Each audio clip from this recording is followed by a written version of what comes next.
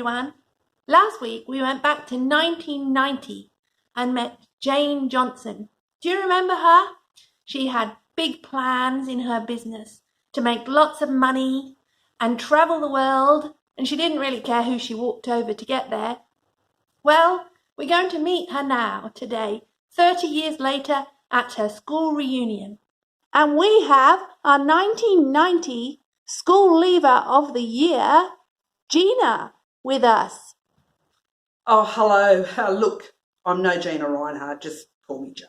Ah, okay. Just Jane. So, how are things with you?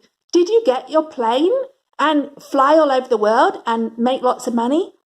Oh, yes. Well, yes, I ended up studying business and took over my uncle's diamond mine, actually.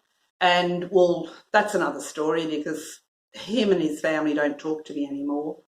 But yes, I made lots of money. I had a lot of homes, very successful, really. Went to London, Paris, New York. Wow. Yeah, worked in all those places. But look, that side of my life's all over now. Oh, really? Yes, look, I've just found out that I've got an incurable illness.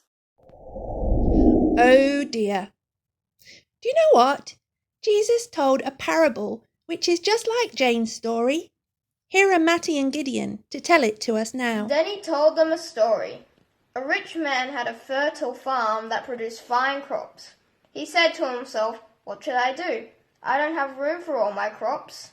Then he said, "I know, I'll tear down my barns and build bigger ones. Then I'll have room enough to store all my wheat and other goods. And I'll sit back and say to myself, my friend, you have enough stored away for the years to come. Now take it easy. Eat, drink, and be merry." But God said to him, "You fool, you will die this very night. Then who will get everything you worked for?" Yes, a person is a fool to store up earthly wealth but not have a rich relationship with God. Both Jane and the farmer in Jesus' story thought they could ignore God and get away with it forever. But God cares about how we treat other people and what we do with what He gives us.